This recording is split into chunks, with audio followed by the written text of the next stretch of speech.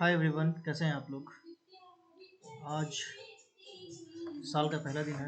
मैंने सोचा चलो थोड़ा वीडियो में कंसिस्टेंसी लाया जाए, इसलिए मैंने सब कुछ आज ड्रॉ करके रखा है और सोचा कि चलिए इसको पब्लिश करते हैं।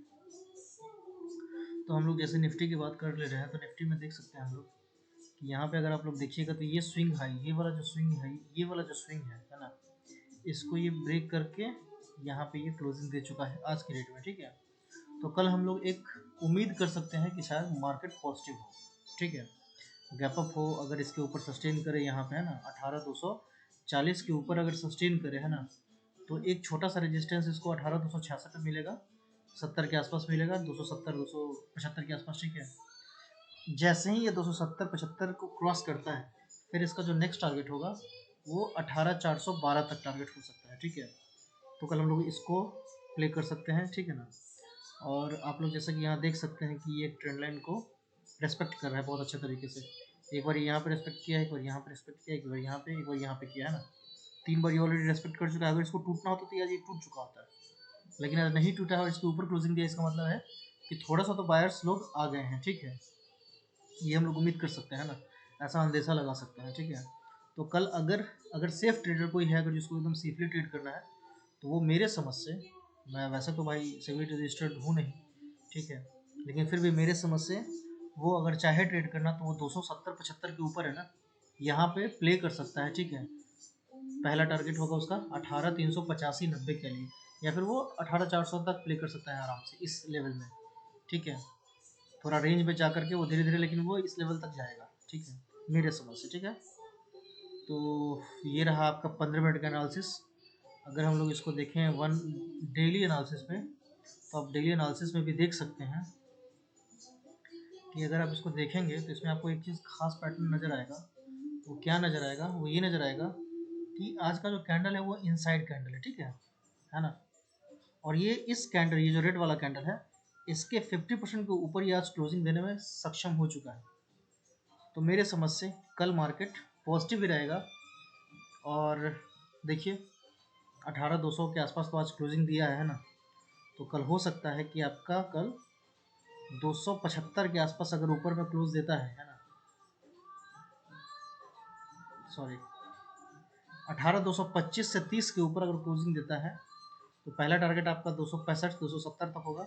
और अगर 18,270 भी क्लोजिंग देता है, तो उसका जो नेक्स्ट आपका जो टारगेट होगा है ना डेली टाइम फ्रेम के हिसाब से, वो 18,350 के लेवल के आसपास होगा। तो चलिए मैं यहाँ पे एक लाइन ड्रॉ कर देता हूँ।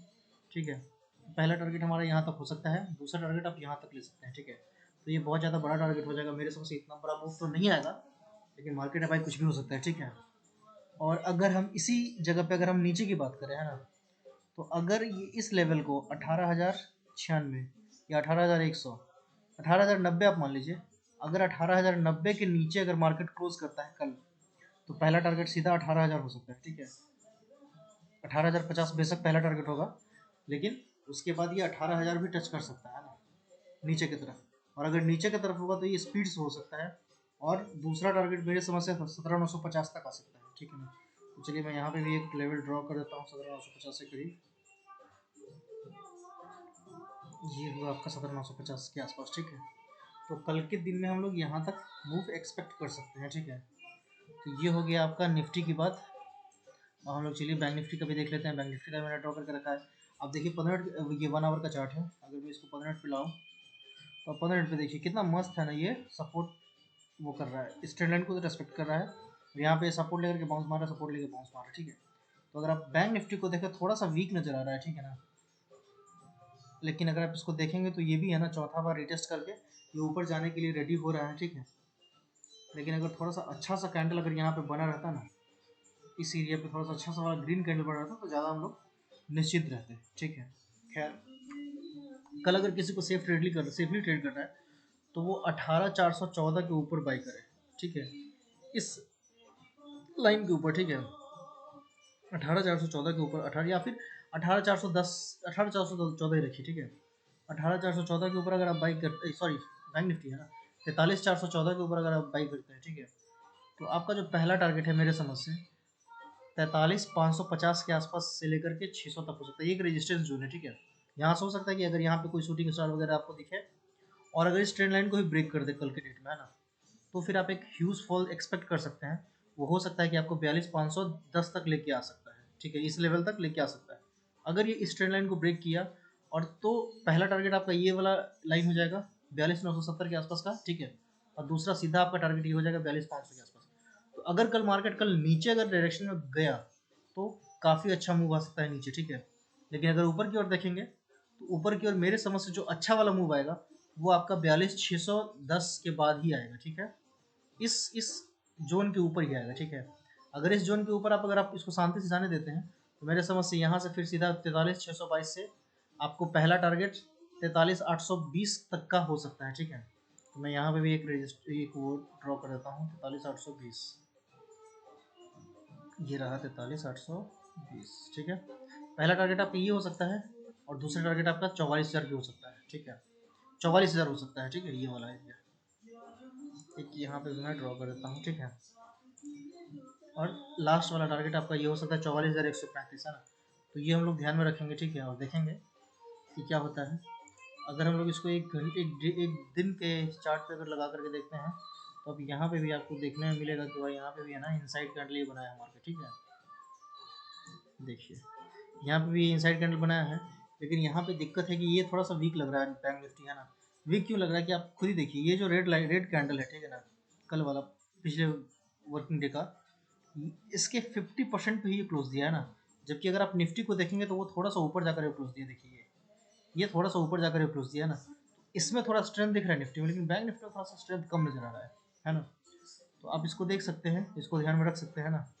तो आज का जो क्लोजिंग है वो मैटर करता है। तो चलिए मैं यहाँ पे भी लाइन खींच के रख लेता हूँ मैं, ठीक है, कि अगर इसके ऊपर जाता है तो हमारा पहला टारगेट हो जाएगा आपके 43,406 का, ठीक है, 43,410 का। और अगर इसके ऊपर सस्टेन करता है तो हमारे पास मल्टीपल रेजिस्टेंस है ना। तो मेरे समझ से शायद थोड़ा सा यहाँ पे मुश्किल होगा इसको ऊपर जाने के लिए।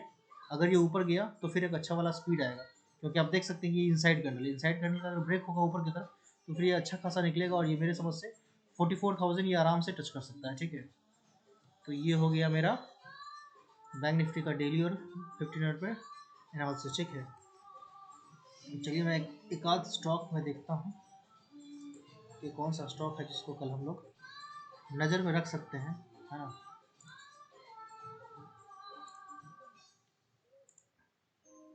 हम लोग कल के लिए टाटा मोटर्स को नज़र में रख सकते हैं, ठीक है।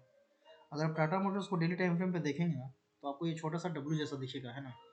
लेकिन इसका टारगेट हम लोग 2-3 दिन के लिए ले सकते हैं, ठीक है।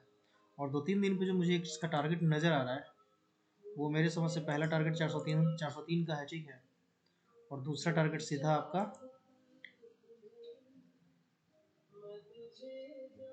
412 का है, ठीक है। तो एक दो ये टारगेट मुझे समझ में आ रहा है टाटा मोटर्स का, है ना। अगर मार्केट बुलिश रहा तो निफ्टी भी अगर बुलिश रहा तो फिर हम लोग टाटा मोटर्स को बाई करने के संदर्भ में चल सकते हैं, ठीक है। ये है डीवी स्लैब, ठीक है। डीवी स्लैब को हम लोग अगर मान लीजिए कि मार्केट अगर डाउन ट्रेंड हो, ठीक है, तो हम लोग इसको देख सकते हैं डीवी स्लैब को सेल करने की तरफ, ठीक है। हमारा जो पहला टारगेट होगा वो आपका हो सकता है 33-25, ठीक है। यहाँ पे एक लाइन ड्रॉ कर देता हूँ। पहला यहाँ तक आ सकता है, ठीक है। और दूसरा आपका इस लेवल पे कहीं पे आ सकता है 32-62 के आसपास, ठीक है। 3262 के आसपास हमारा सेकंड टारगेट हो सकता है डीवी स्लैब का, ठीक है। तो मैं 2 स्टॉक रखता हूँ कल के लिए, ठीक है। देखते हैं कल क्या होता है। अभी के लिए इतना ही, फिर मिलते हैं ब्रेक के बाद। Bye bye, take care.